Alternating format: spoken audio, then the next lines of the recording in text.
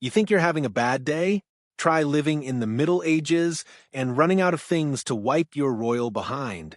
Because long before toilet paper, before plumbing, before even the word hygiene, humanity had already invented the one problem that united us all: how to clean the bottom.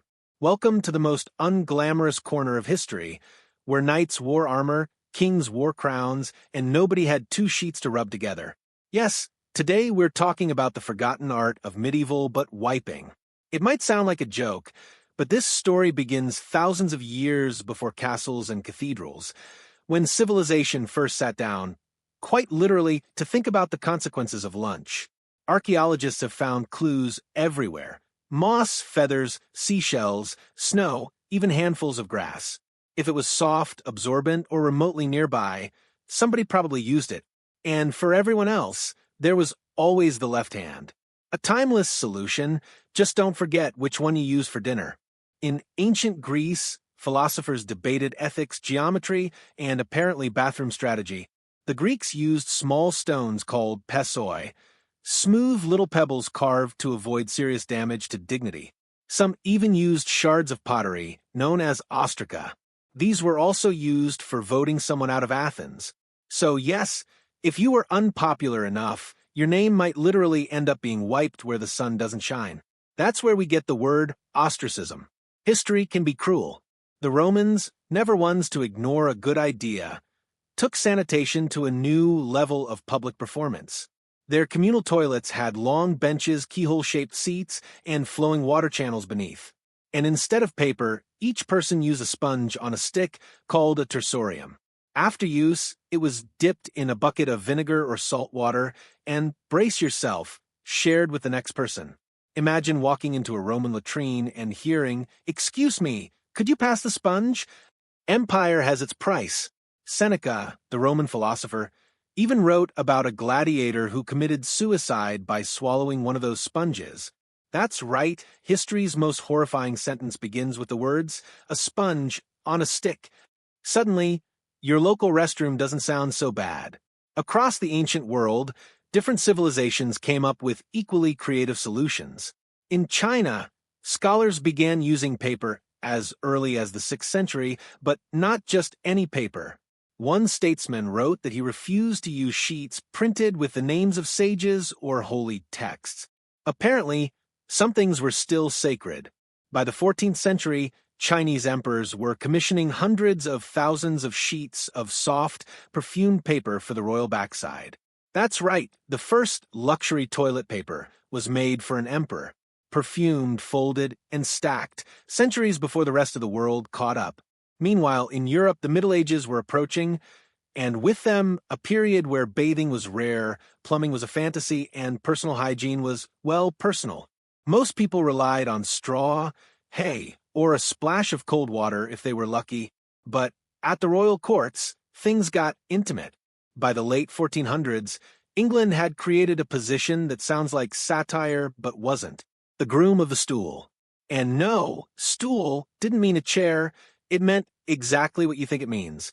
This man's sacred duty was to assist the king with the most private task of all, ensuring that His Majesty's royal affairs, all of them, were properly concluded. He prepared the seat, fetched the towels, and yes, helped clean the royal rear. It was the most personal, humiliating, and weirdly powerful job in the entire kingdom. Why powerful? Because nobody was closer to the king than the man who literally guarded his throne. He heard secrets, approved documents, even managed finances. The groom of the stool could whisper in the monarch's ear while everyone else waited outside the door. And somehow it worked. When Henry VIII took the throne, his butler became one of the most influential men in England. It sounds absurd, but in a world without privacy, trust was everything. And who could the king trust more than the man who held the towels? From emperors with perfumed paper to monarchs with designated wipers, humanity's quest for cleanliness was getting creative. But it was far from over, because the Middle Ages still had one more messy chapter to write. While kings enjoyed servants with towels, the rest of the medieval world had to get creative.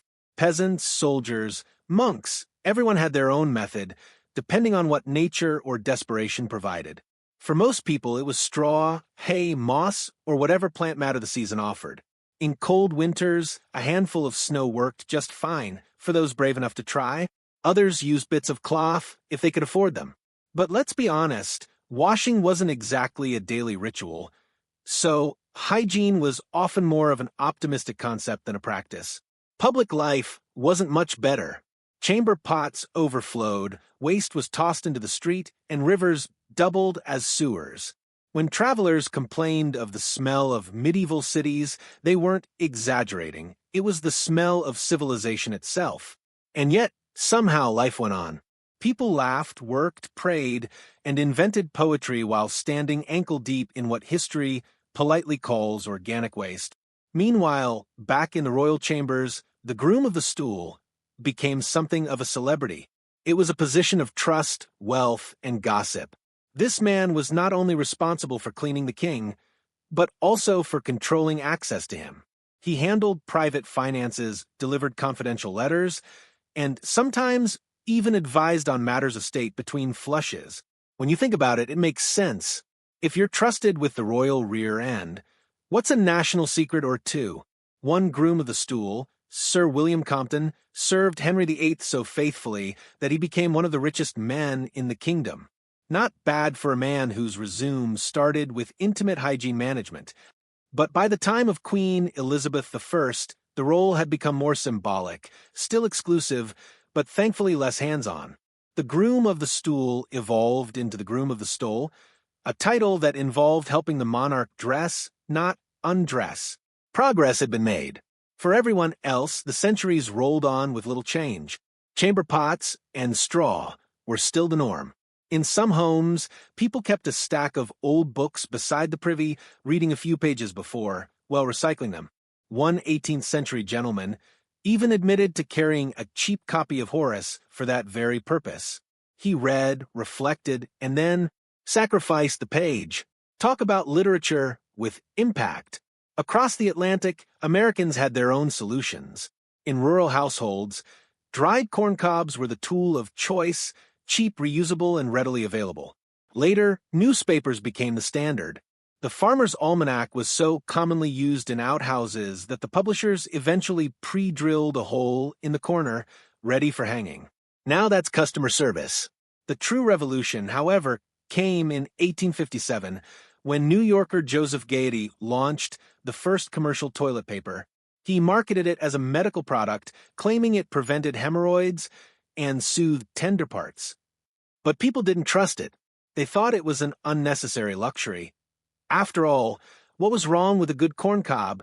It took decades and a lot of marketing before toilet paper rolled its way into history. By the early 20th century, it had become a household staple. Soft, perfumed, quilted, scented, the humble act of wiping had finally reached the height of comfort.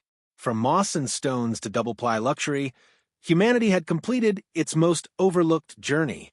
The quest for cleanliness was over, or at least far more comfortable. Today we have scented rolls, aloe vera wipes, coconut oil, even raspberry and rhubarb toilet paper, because apparently we've decided that our posteriors deserve fine dining. In just a few centuries, we went from pass me the moss to pass me the vanilla-scented, ultra-cushioned triple-layer roll, and maybe that's the perfect summary of civilization itself. The long, slow climb from chaos to comfort, one wipe at a time. So, the next time you flush, take a moment to thank every peasant, emperor, and overworked groom of the stool who came before you. They crawled so we could wipe in peace. And if you're watching this video while sitting on your modern throne, yes, I mean the toilet, please wash your hands. Seriously, I'm looking at you, Alex.